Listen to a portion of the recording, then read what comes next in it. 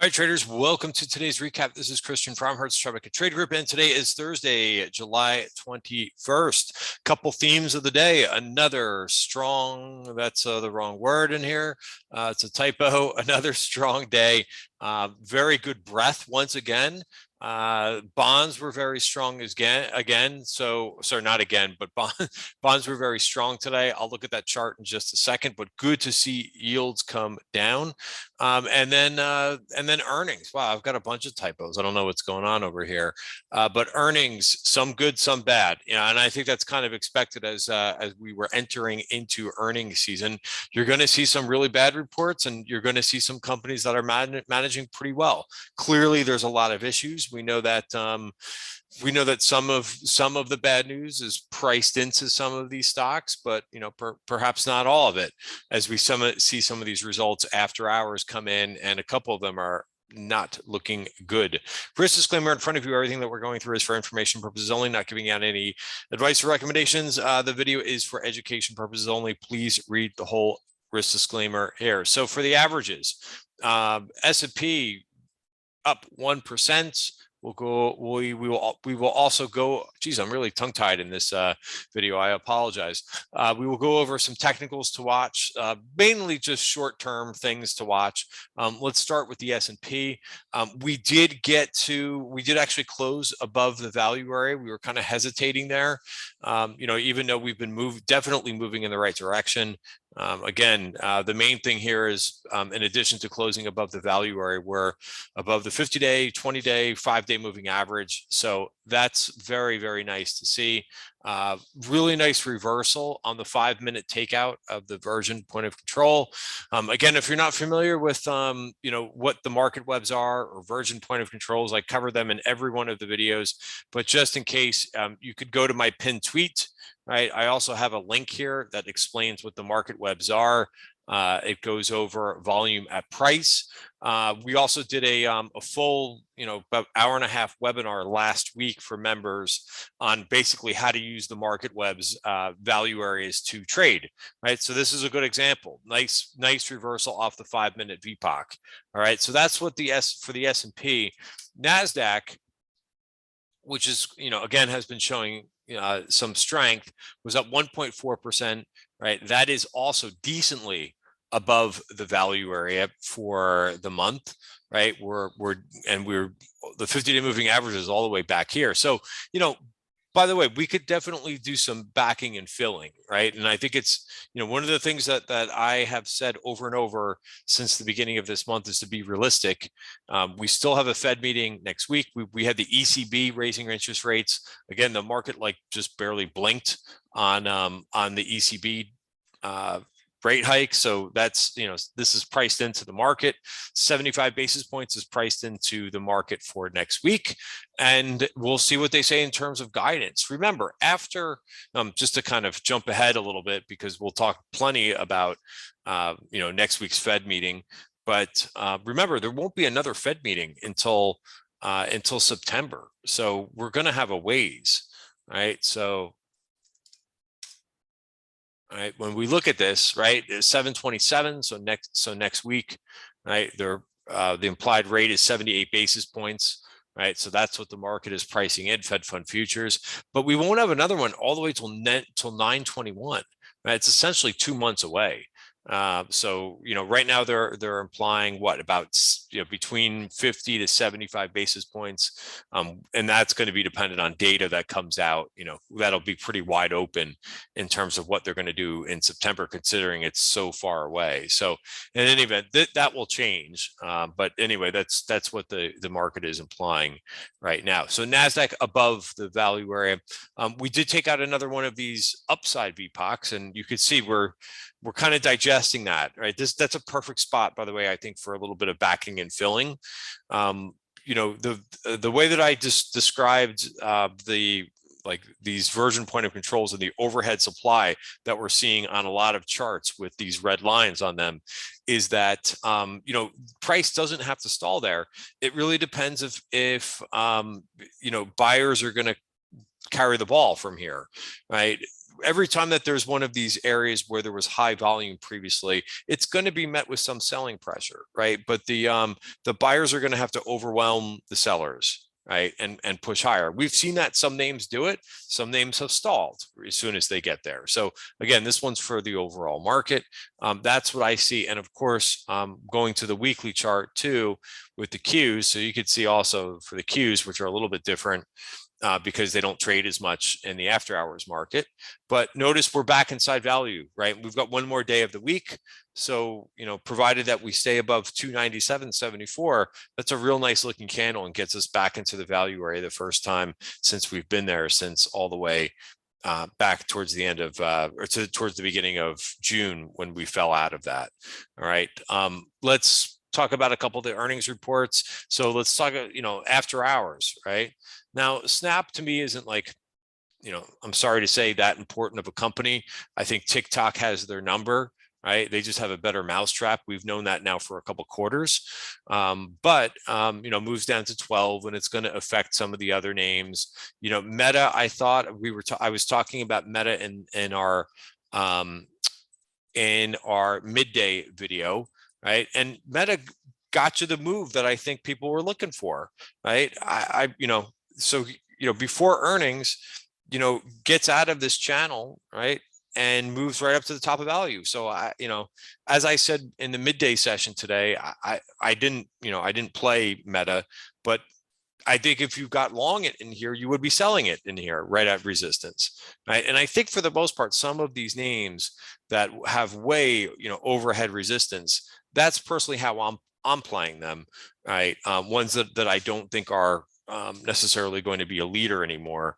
For something like this that's been really beaten down, anything could bounce, right? Given the circumstances. But I think, as I mentioned, I would have been a seller into that, versus something like this, which I think is much better looking, which is Amazon. Now, both of these companies are going to report soon, but I just like the look of Amazon. It, even though it's also in a downtrend, it did retake the 50-day moving average, no problem. And you also have a level to trade against, which is 120, right? And that's the top of the July value area. All right, just to compare and contrast a couple names. So Snap goes down. Disappointing too. ISRG is down. Right? I actually played this name for I put a small earnings trade on. That's how I play earnings. They're all small trades for me. I made some money on Netflix, but really small trade earlier in the week, and everything, and a bunch of other names down too. STX is down. So again, like opposite of what we saw, from last night. Tesla made a huge. You saw on the plus side, Tesla made a huge move here, breaks out of the value area. I wasn't even sure that Tesla could break 750, right, and does it handily. So colossal move for Tesla. And what's nice, right, we're just talking about those virgin point of controls, those red lines, overhead supply, and I don't see anything majorly until about 875, right, unless I'm missing something on the weekly chart. Yeah, and that lines up, right? So 875 lines up top of value on the weekly chart, and lines up on using just the 1 hour chart too. There should be some resistance up there too. So that's a great level to target, because I don't see anything in here. Again, doesn't mean that it's going to get there in a straight line. Maybe that will also kind of cool off a little bit. But I think this will be a nice name to kind of keep an eye on. All right. And also above that, you're going to have the 200-day moving average, right? So that's Tesla, a couple other names just to kind of balance it out. I talked about couple of these names missing after hours and going down decently. Look at DR Horton, right? Nice move here and gets out of this range. Nice bullish engulfing for this one. CSX, right? Also made a nice move up to its resistance at the top of value. All right. Let me talk about a couple trades very quickly that I traded today, or that I've been long. Celsius had another big day. This stock has just been excellent.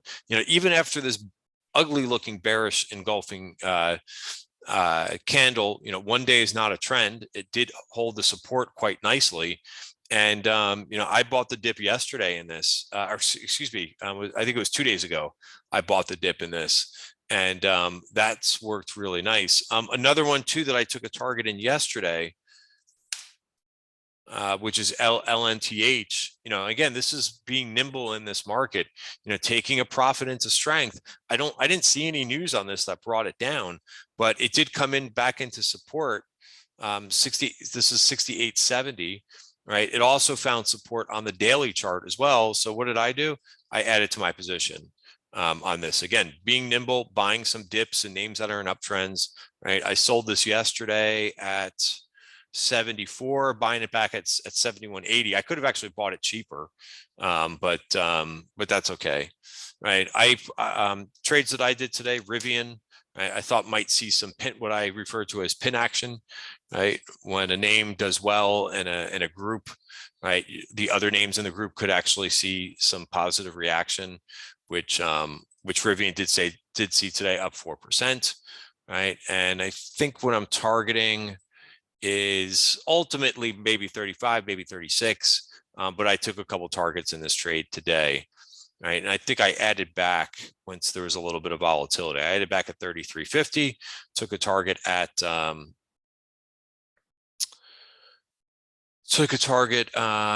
34. Right. So again, just kind of playing around with some of these. Checkpoint is a new trade. We saw some calls go up. They might just be pre-positioning into earnings. By the way, this did take out a 1 hour VPOC, so I'll have to make sure that it maintains above that. But I like what the Checkpoint daily chart looks like, so I'm hoping it could stay above that 1 hour VPOC. And also Checkpoint on the weekly chart looks pretty decent. But this will be a short-term swing for me because they report on August 1st, and I don't know if I'm going to hold that as well into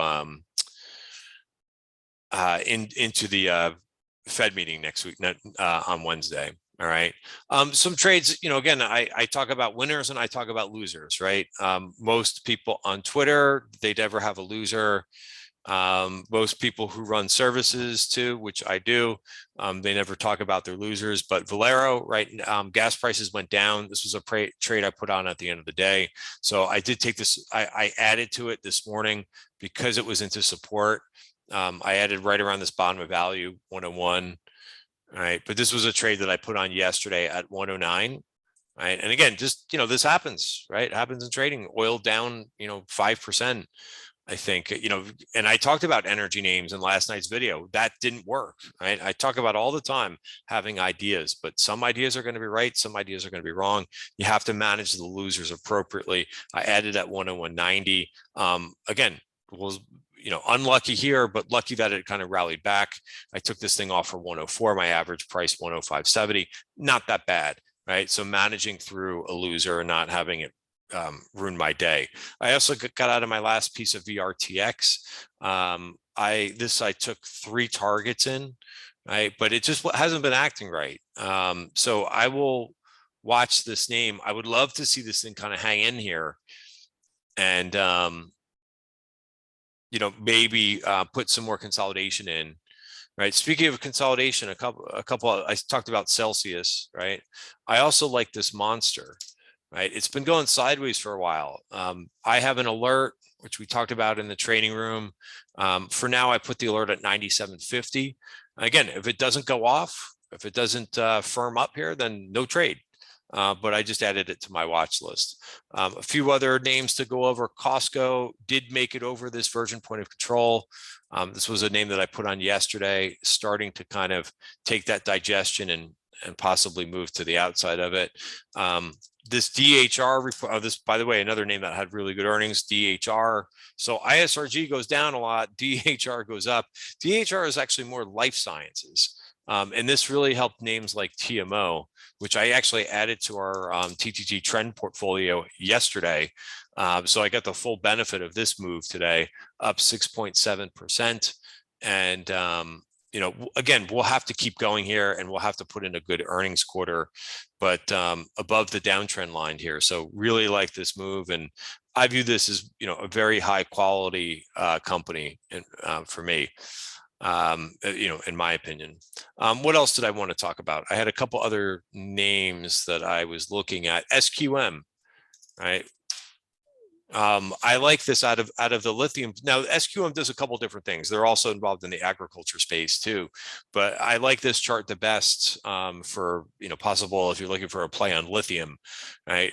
This did make it back above the 50-day moving average, and I think this is a pretty good setup. I think another name that I talked about yesterday, a member brought this name to my attention.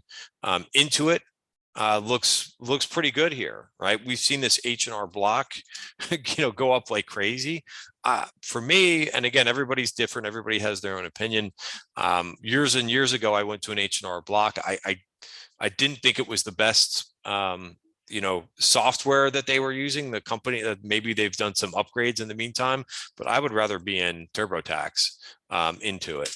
And this is now above the value area and above the 50-day moving average. Note they had pretty good earnings all the way back in May. It just was a bad time, to report a different type of market. So that's it for today's video. I'll try to keep it short and sweet here.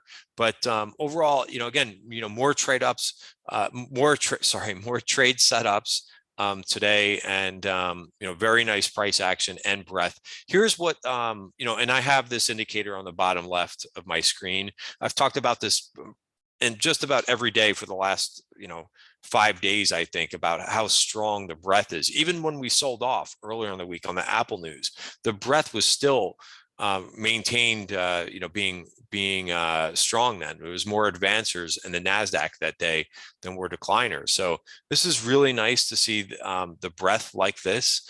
This is just another way of looking at it: up volume, right, divided by down volume, and look at the move. The moves that we've been seeing, right? I've been posting as well the NYSE and the NASI, which you can get on stock charts, right? And you could put a 10-day moving average with that, right? But here's what's been going on here. There's definitely more participation. There's more buying that's going on in this market and individual names.